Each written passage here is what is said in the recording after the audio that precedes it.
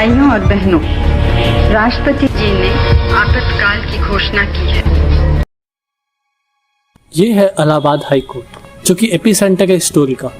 यह था 1975 case the state of Uttar Pradesh versus Raj again, जिसे फाइल किया था राज नगेन ने, जो एक पॉलिटिशियन थे ऑफ संयुक्त सोशलिस्ट पार्टी। राज नगेन 1971 का लोकसभा इलेक्शन लड़ गए थे फ्रॉम रायबरेली, जहाँ पे उनके सामने थी the iron lady Indira Gandhi.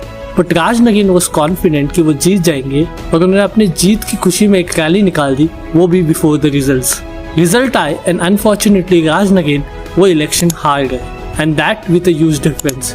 तो इसके बाद Raj Narain filed a petition against Indira Gandhi for electoral malpractices, और आगे जाके ये केस बना कारण उस मनोज दिन का। भाइयों और बहनों, राष्ट्रपति जी ने आपातकाल की घोषणा की है। इससे आतंकित होने का कोई कारण नहीं है।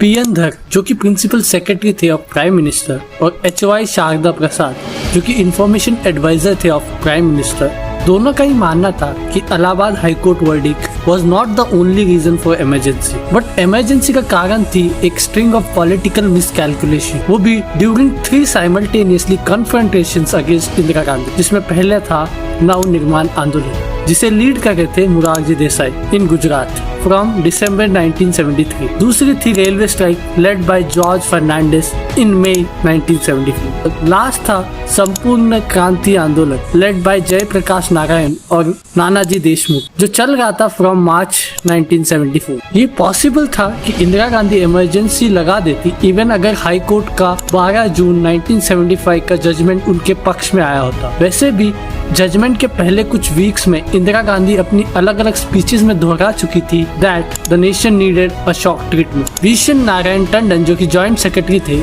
इन द प्राइम मिनिस्टर सेक्रेटेरिएट, उनका कहना था कि इंदिरा गांधी काफी परेशान हो चुकी थी by the cross questioning done by the Shanti Bhushan, जो कि वकील थे ऑफ राज नगेन, और इसलिए सिद्धार्थ शंकर रेड्डी, जो कि उस समय सीएम थे ऑफ वेस्ट बंगाल और लीगल एडवाइजर थे ऑफ प्राइम मिनिस्टर, और एचआर गोखले, जो कि लॉ मिनिस्टर थे उस समय, दोनों ने प्रपोज किया कि शांति भूषण को लुभाया जा सकता है by offering him the position of supreme court जज। लेकिन पीएन हस्कर, principal secretary in the prime ministry secretariat, गुस्सा हो गए ये सुन के, बिकॉज उनका मानना था कि ये सबसे गलत स्टेप होगा, क्योंकि Shanti Bhushan was standing counsel of the State Bank of India and several other public sector enterprise. So pressure बनाया गया ऑन दिस ऑर्गेनाइजेशंस कि वो ड्रॉप कर दे शांति भूषण को। बट पीएन हस्कर और फाइनेंस मिनिस्टर चिदम्बरम सुब्रमण्यम और मिनिस्टर टीए पाई, तीनों का मानना था कि Shanti Bhushan had been appointed by this government organisations on merit basis, तो ये करना गलत होगा। और इसके बाद 7 जून 1975 को पीपी नायर, जो एडिशनल सेक्रेटरी थे, who was dealing with all legal matters, उन्होंने कॉल किया to the chief justice of Allahabad high court DS Mathur, और उन्हें कहा कि वो वर्डिक्ट को डिले कर दे टिल जुलाई। और नायर ने ऐड किया कि जस्टिस सिन्हा को बता दे that he could be appointed as the chief justice of Himachal Pradesh और subsequently elevated to the supreme court. Justice Mathur की इमेज काफी खराब है, क्योंकि ये रूमर्स है that he was the one who made the offer to justice Sinha. But सच ये है कि जस्टिस माथुर काफी परेशान हो चुके थे by the thought of disturbing judiciary system, और नायर ने अब वर्डिक्ट इंदिरा गांधी के फेवर में होने की बात करना बंद कर दिया था and he was focusing to delay the verdict. Chief justice Mathur ने ये बात अपने close relative doctor KP Mathur, who was the personal physician of Indira Gandhi, उनको बताई, और फिर डिसाइड किया to repeat it to justice Sinha exactly word for word जो Nair had said to him, and फिर let justice Sinha decide what to do. जब justice Mathur ने नायर की बात जस्टिस सिन्हा को बताई, गुस्से से भरे जस्टिस सिन्हा ने इंस्ट्रक्ट किया to registrar of Allahabad high court कि वो नोटिफाई करे that he would pronounce the verdict on the next working day, जो कि थी 12 जून। और फिर वो चले गए to hide in a secret location, और वो भी विथ हिज ट्रस्टेड स्टेनियोग्राफर। और फिर justice Sinha dictated his 258 page verdict. दोनों पार्टीज के लॉयर सरप्राइज थे एंड जब तक वो कोर्ट रूम पहुंचते justice Sinha had pronounce his verdict. और उस समय इंदिरा गांधी के लॉयर SC खरे वो छुट्टी मना रहे थे at a hill station, and Shanti Bhushan, जो कि वकील थे of Raj Narain, was in Mumbai. कुछ ऐसी स्पेकुलेशन है दैट इंदिरा गांधी को पता था in advance that Justice Sinha's judgment would go against her. इसलिए she had told Siddharth Shankar रे कि वो immediately rush करे to Delhi on 10 June to draft an appeal to Supreme Court. HY Sharda Prasad जो कि इंफॉर्मेशन एडवाइजर थे ऑफ प्राइम मिनिस्टर, उन्होंने instruct किया to the press trust of India and the united news of India कि वो telephone करे to him as soon as justice Sinha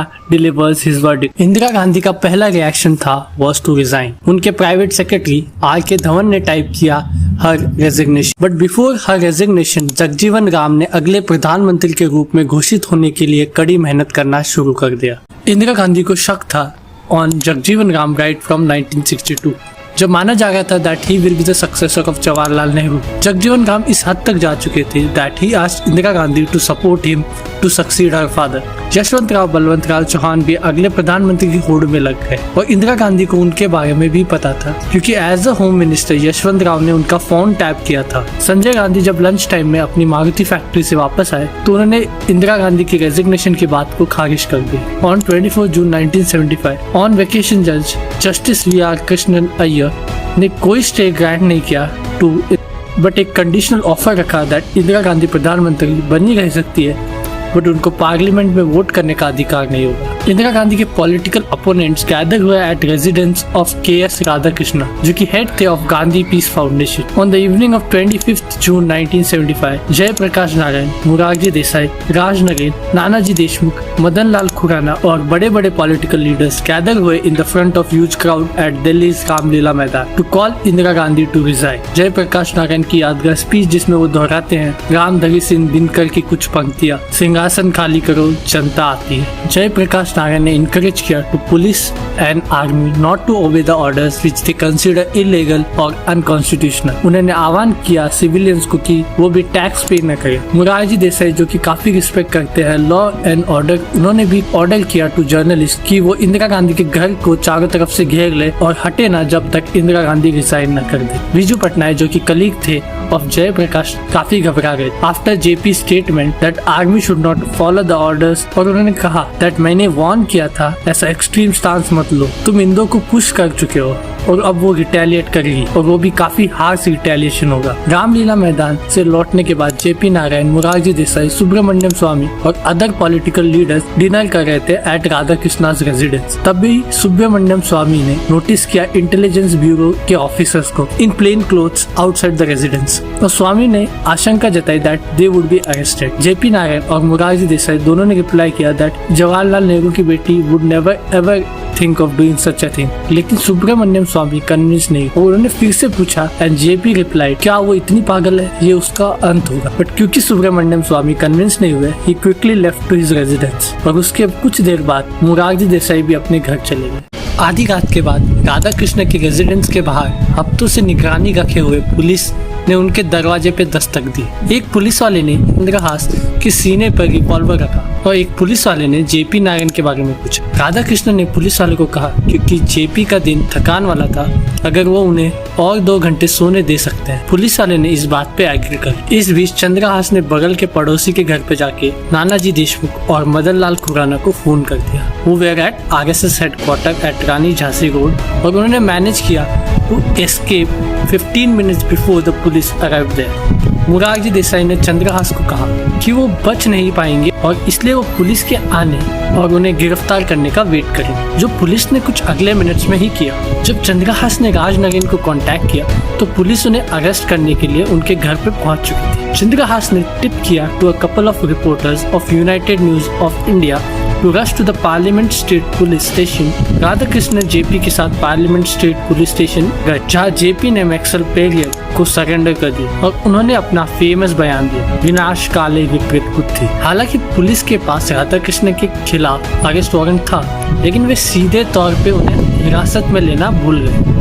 इसलिए confusion में जब JP को हरियाणा के सर्किट हाउस में ले जा रहे थे तब राधाकृष्ण चुपचाप पुलिस वालों की आंखों में धूल झोंक के निकल गए। फिर उसके बाद ही organise the resistance to the emergency for several months all over the country, जिसमें उनकी मदद की Narayan Bhai Desai, Siddharth Raj, Manmohan Chaudhary and other Gandhian Sarvodaya workers. Chandrashekhar who was a Congress MP, उनको रिवॉली थिएटर से अरेस्ट किया गया जहाँ वो नेपाल BP कोइराला के के साथ ही was watching the late night screening of the movie Sholay. उस सुबह चंद्रशेखर ने इंदिरा गांधी के इस्तीफे की मांग की। कुछ दिन पहले चंद्रशेखर ने जेपी के सम्मान में एक डिनर को होस्ट किया था, जिनके साथ उनका संबंध एक मेंटोर और स्टूडेंट वाला था। चंद्रशेखर रामलीला मैदान की रैली में शामिल नहीं हुए क्योंकि उन्हें बीपी कोइराला के साथ कोवैल्टी रेस्टोरेंट डिनर पे जाना। सिंपैथी रखने वाले एक पुलिस ऑफिसर ने चंद्रशेखर को एक पास के फोन बूथ पे लेके गए और कहा, इंदिरा गांधी पागल हो चुकी, आपके अरेस्ट के टाइम को आधा घंटा लेट कर रहा हूँ और इस 30 मिनटों में आप जिसे इन्फॉर्म कर सकते हो कर दो कि उन्हें अरेस्ट किया जा सकता है और उन्हें तुरंत भाग जाना चाहिए। एक टेलीफोन ऑपरेटर ने इस कन्वर्सेशन को सुना तो George Fernandes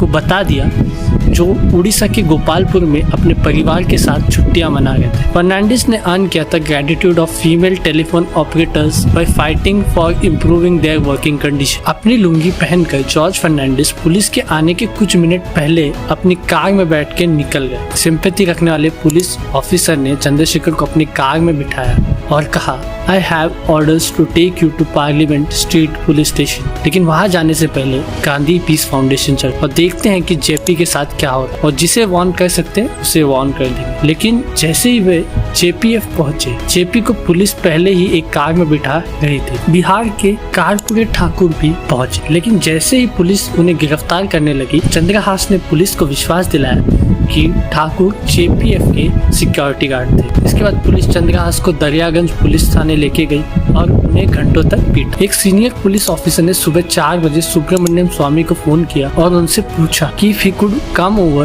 to meet at स्वामी's residence to discuss some urgent issues। स्वामी ने उनसे पूछा कि सुबह 4 बजे इतना जरूर क्या हो सकता। धीरे से बोलते हुए पुलिस ऑफिसर ने कहा, यदि आप मेरे आने पर घर पर नहीं होते। स्वामी समझ गए कि ये पुलिस ऑफिसर किस और इशारा करे और वे जल्दी से भाग निकले। और फिर कुछ समय बाद जब सुबह हुई, फखरुद्दीन अली अहमद की फॉर्मल अप्रूवल के बाद इंदिरा गांधी ने इमरजेंसी की घोषणा